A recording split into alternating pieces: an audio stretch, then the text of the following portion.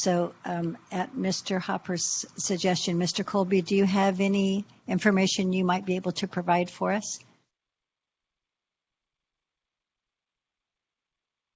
We're going to just take a quick moment.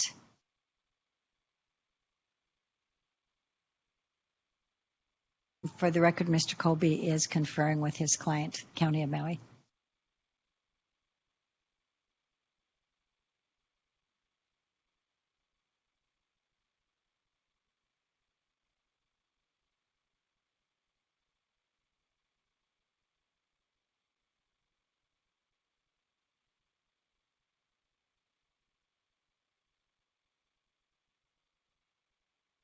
Mr. Colby, go ahead, please. Thank you. Okay, thank you for that chance to discuss with my client really briefly.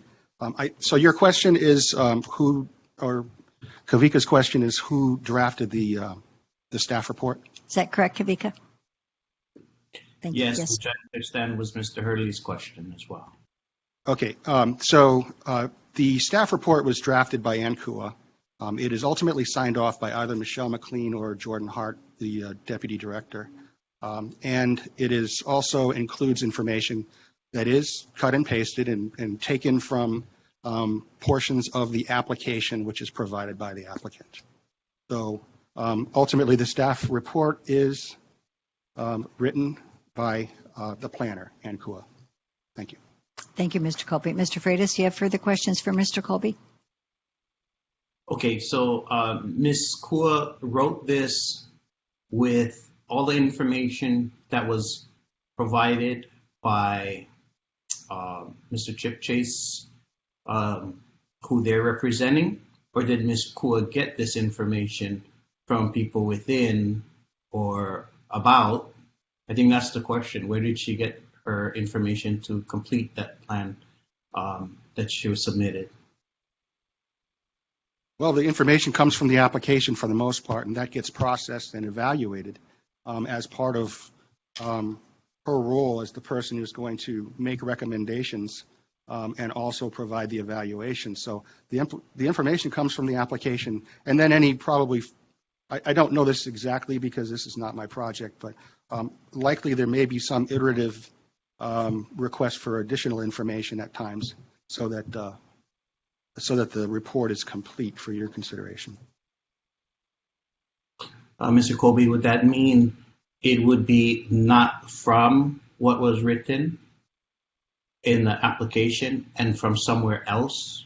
That's the part we're trying to find out. Who is those other else possibly that could have provided information? You mean separate and apart from the application?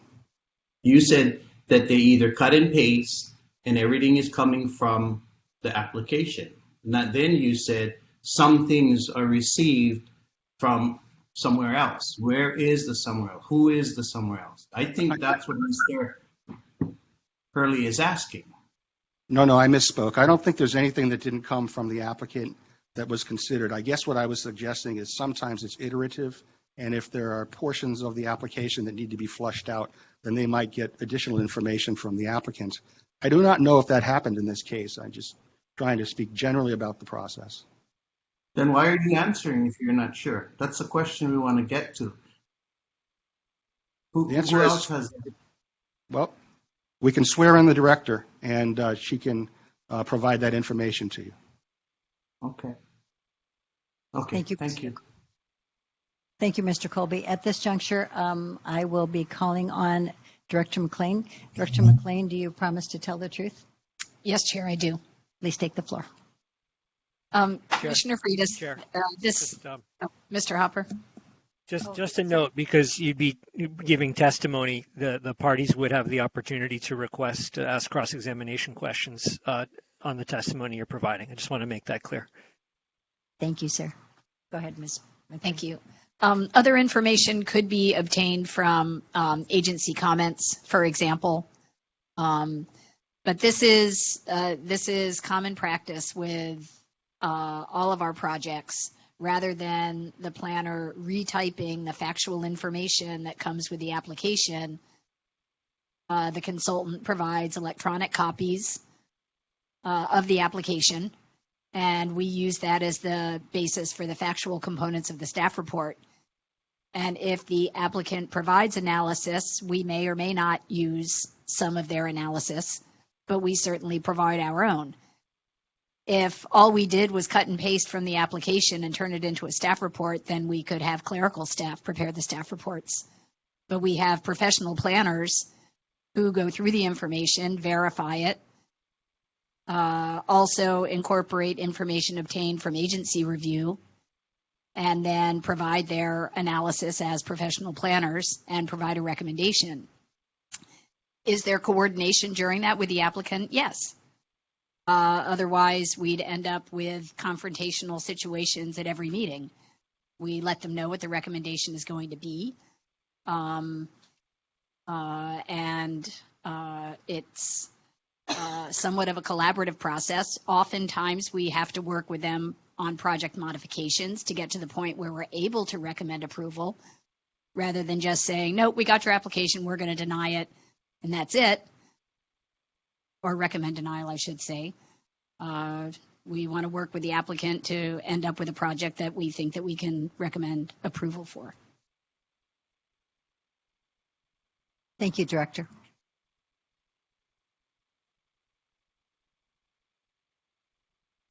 Commissioner Freitas? Does that answer your question?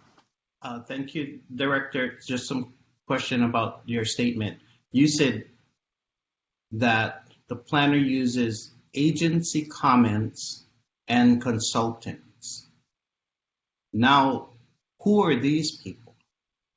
And are their names provided in the report that is turned in? I don't know that I said agency comments and consultants. When we receive an application, we circulate it for agency review to state, county, and federal government agencies. And we do incorporate those agencies' comments into the staff report and into the recommendation. And those comments are always provided as exhibits to the staff report.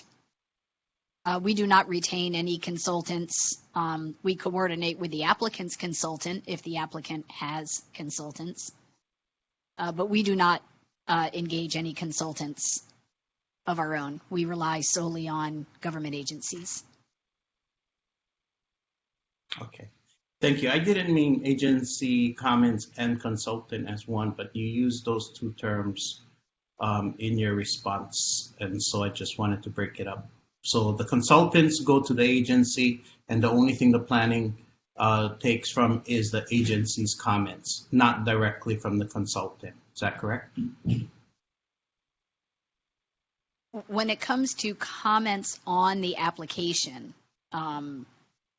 we only seek comments from government agencies.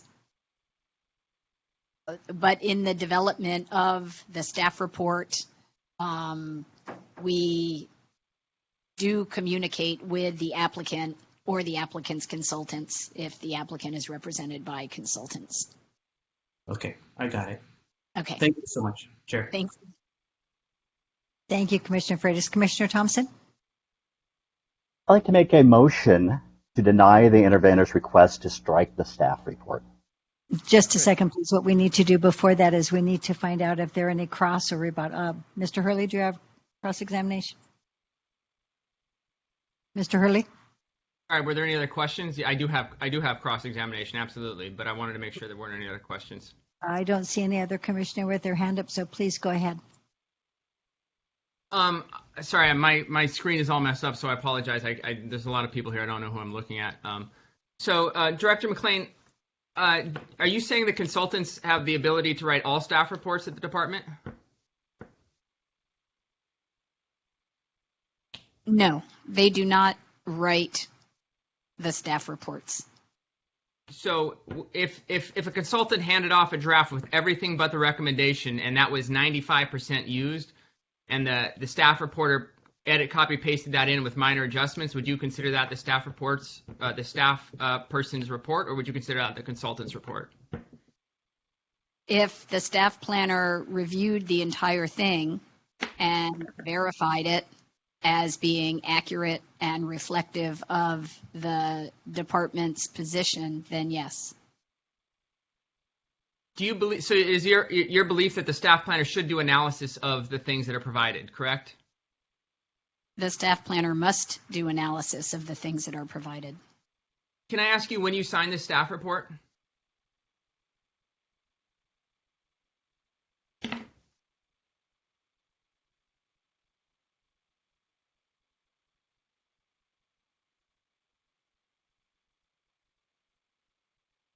It would have been roughly around February 10th.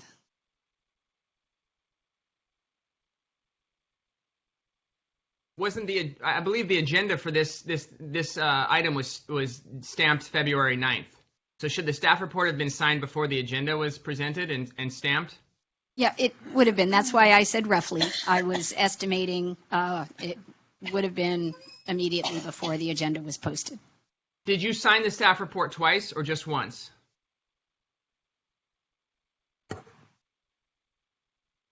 I don't recall signing it more than once, but I can't say for certain that there was a different draft. I don't recall.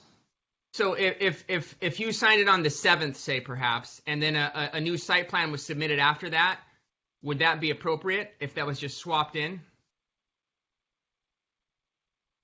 It could be, yes.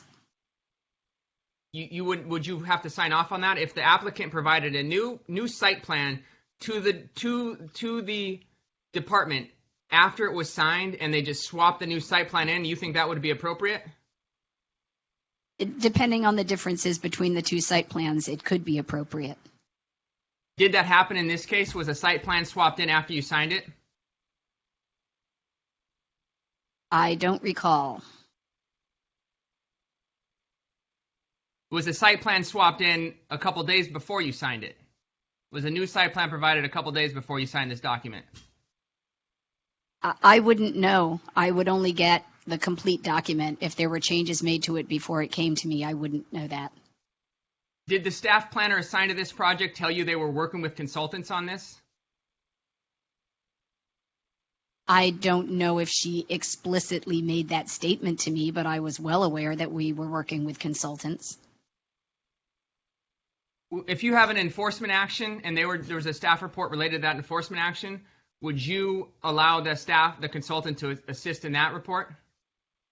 I don't think that's a relevant question here. Is that the council? I think it is relevant. Is that an objection from the county or is that an objection from you?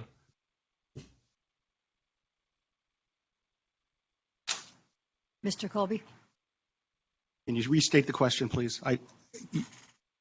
Is it appropriate for the consultant in an enforcement action?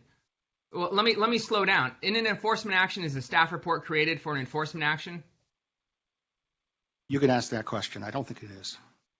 Is a staff report created for an enforcement action? Yes. I don't. That question shows that you don't understand what enforcement actions are.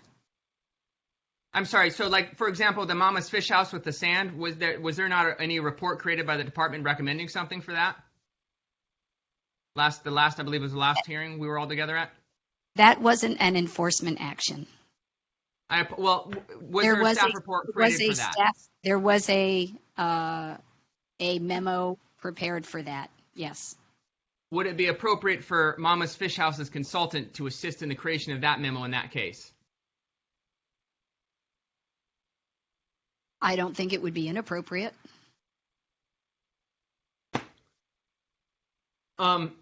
Does the planning department ever put its thumb on the scales of things to try to get things moving? Do you ever do things for expediency purposes?